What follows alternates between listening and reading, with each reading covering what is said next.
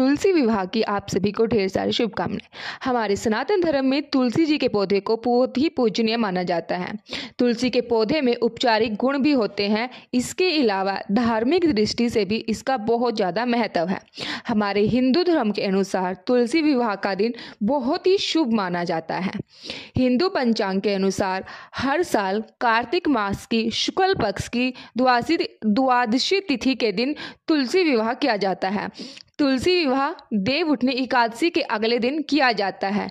इस साल तुलसी विवाह 24 नवंबर 2023 को किया जाएगा।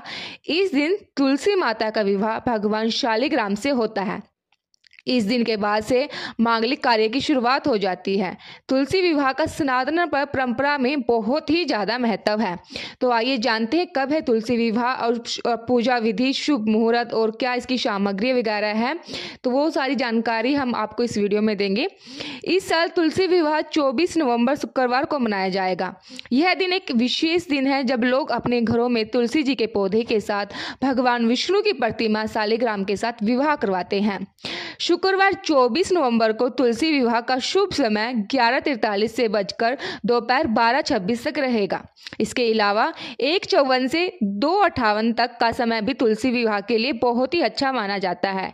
इस समय में तुलसी विवाह करने से शुभ फल की प्राप्ति होगी। तो पूजन विधि क्या है वो भी जान लेते हैं। तुलसी विवाह के दिन घर में भगवान सत्यनारायण की पूजा कराइए। शाम के समय भगवान तुलसी और शालिग्राम का स्नान कराया जाता है। तुलसी के पौधे को लाल चुनरी, बिंदी और श्रृंगार का सामान भी अर्पित किया जाता है। तुलसी जी को सजाकर भगवान शालिग्राम के साथ एक पवित्र धागे से दोनों को बांध दिया जाता है। फिर दोनों पर अक्षत सिंदूर का चावल से पूजा की जाती है। फिर उनको भोग लगाया जाता है। इसके बाद आरती करके प्रसाद भी बांटा जाता है और इस दिन तुलसी माता की जो विवाह की कथा है वो भी सुनाई जाती है। और तुलसी विवाह के दिन हर साल तुलसी विवाह का आयोजन प्रदोष काल में ही होता है। इस साल तुलसी विवाह के दिन प्रदोष काल शाम के 5:25 से प्रारंभ हो जाएगा। तो सर्व सिद्धि योग समेत 3 शुभ योग है तुलसी विवाह पे। इस साल तुलसी विवाह के दिन 3 शुभ योग बन रहे हैं। उस दिन सर्व सिद्धि योग, अमृत सिद्धि योग और सिद्धि योग बन रहा है। तुलसी विवाह सर्व सिद्धि योग में होगा। तुलसी विवाह के दिन प्रातः काल से सिद्धि योग सुबह 9:05 तक रहेगा।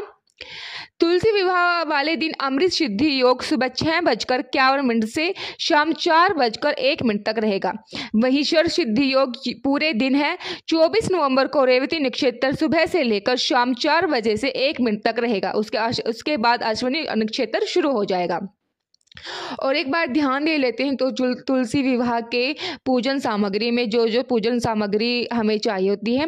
सबसे पहले तो आप तुलसी का पौधा लीजिए। अगर आपके पास आपके घर में है तुलसी का पौधा तो बहुत अच्छी बात है।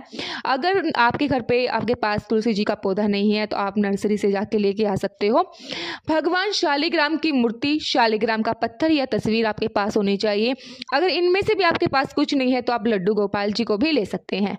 उसके बाद आपको 1.25 मीटर का पीला कपड़ा लेना है। एक लाल चुनरी लेनी है। सिंदूर, कुमकुम, अक्षत, मिट्टी के दिए, घी, फूल, मौसमी फल आप ले सकते हैं। पंचामृत आपको लेना है, मूली लेनी है और गन्ने लेना है जिनसे आपको बंदरवान बनवानी है। एक जो जैसे मंडप सजाया जाता है, गन्नों के साथ आपने एक ऐसा मंडप सजाना है। आपने शकरकंदी लेनी है, आंवला लेना है, सिंघाड़ा, बेर, सीताफल, अमरूद, जो भी फल मौसमी फल आपके पास हो आप वो पूजा में रख सकते हो। तुलसी विवाह की जो कथा की जो पुस्तक होती है वो आपके पास होनी चाहिए क्योंकि आपको कथा जरूर पढ़नी है उस दिन। और विष्णु सहस्त्र नाम का भी पाठ आपको जरूर करना है उस दिन। तुलसी विवाह का महत्व क्या है वो भी हम आपको बता देते हैं। पौराणिक कथाओं के अनुसार अंशराज जलंधर की पत्नी वृंदा भगवान विष्णु के परम भगत और पतिव्रता महिला थी। जलंधर का वध करने के लिए वृंदा के पतिव्रत धर्म को भगवान विष्णु ने भंग कर दिया था, जिसके फलस्वरूप वृंदा ने अपना जीवन खत्म कर लिया। जहां पर वृंदा ने अपना शरीर त्याग दिया था वहीं पर तुलसी का पौधा उत्पन्न हुआ। भगवान विष्णु ने उसकी भक्ति से प्रसन्न होकर उनको वर दिया, उनके अवतार शालिग्राम से उनका विवाह होगा और तुलसी के बिना उनका भोजन पूजन अधूरा रहेगा। इसी वजह से भगवान विष्णु की पूजा में तुलसी अनिवार्य है। हर साल कार्तिक शुक्ल द्वादशी को तुलसी जी का विवाह शालिग्राम से किया जाता है।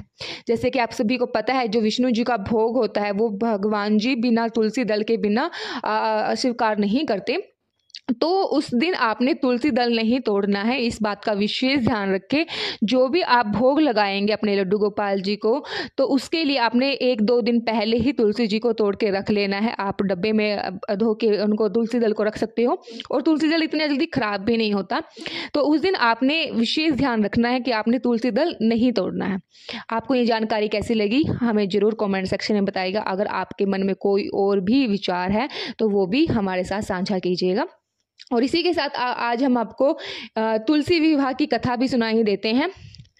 एक बार शिव ने अपने तेज को समुद्र में फेंक दिया था। उसे एक महातेजस्वी बालक ने जन्म लिया। यह बालक आगे चलकर जलंधर के नाम से पराक्रमी दैत्य राजा बना। इसी की राजधानी का नाम जलंधर नगरी था। दैत्य राजकल नेमिका की कन्या वृंदा का विवाह जलंधर से हुआ। जलंधर महाराक्षस था। अपनी सत्ता के मद में चूर उसने माता लक्ष्मी को पाने की कामना से युद्ध किया, परंतु समुद्र से ही उत्पन्न होने के कारण माता लक्ष्मी ने उसे अपने भाई के रूप में स्वीकार किया था। वह पराजित होकर वह देवी पार्वती को पाने की लालसा से कैलाश पर्वत पर गया।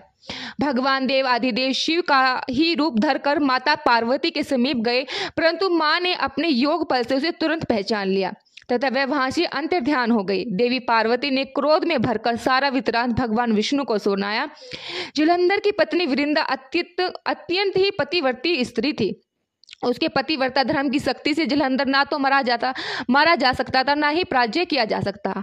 इसलिए जलंधर का नाश करने के लिए वृंदा की पतिव्रता धर्म को भंग करना बहुत ही जरूरी था। इसी कारण भगवान विष्णु ऋषि का वेश धारण कर वन में जहां पहुंचे, जहां वृंदा अकेली भ्रमण कर रही थी। भगवान के साथ 2 मायावी राक्षस भी थे, जिन्हें देखकर वृंदा भयभीत हो गई। ऋषि ने वृंदा के सामने पल में दोनों को भस्म कर दिया। उनकी शक्ति देखकर वृंदा ने कैलाश पर्वत पर महादेव के साथ युद्ध कर रहे अपने पति जलंधर के बारे में पूछा। ऋषि ने अपने माया जाल से 2 वानर प्रकट किए। एक वानर के हाथ में जलंधर का सर था, दूसरे के हाथ में धड़ था। अपने पति की यह दशा देखकर वृंदा मूर्छित होकर गिर पड़ी। होश में आने पर उन्होंने ऋषि रूपी भगवान से विनती की कि वह अपने पति को जीवित देखना चाहती है। भगवान ने अपनी माया से पुनः जलंधर का सिर धड़ से जोड़ दिया, परंतु स्वयं भी वह उसी शरीर में प्रवेश कर गए। वृंदा को इस छल का तनिक भी आभास नहीं हुआ। जलंधर बने भगवान के साथ वृंदा पतिव्रता का व्यवहार करने लगी, जिससे उसका पतिव्रता का भंग हो गया। ऐसे ही वृंदा का पति जलंधर युद्ध में मारा गया। इस सारी लीला का जब वृंदा को पता चला तो उसने क्रोध में भरकर भगवान विष्णु को हृदयहीन शीला होने का श्राप दे दिया। अपने भक्त के श्राप को भगवान विष्णु ने स्वीकार किया और शालिग्राम पत्थर बन गए। सृष्टि के पालनकर्ता के पत्थर बन जाने से ब्रह्मांड में असंतुलन की स्थिति हो गई। यह देखकर सभी देवी देवताओं ने वृंदा से प्रार्थना की कि वह भगवान विष्णु को श्राप से मुक्त कर दे। वृंदा ने भगवान विष्णु को श्राप से मुक्त कर स्वयं आत्महत्या कर ली। जहां वृंदा भस्म हुई थी वहीं तुलसी का पौधा उग गया। भगवान विष्णु ने वृंदा से कहा, हे वृंदे, तू अपने सती तत्व के कारण मुझे लक्ष्मी से भी अधिक प्रिय हो गई हो। अब तुम तुलसी के रूप में सदा मेरे पास रहोगी। तब से हर साल कार्तिक महीने की देव उठवानी एकादशी के दिन तुलसी विवाह के रूप में मनाया जाता है।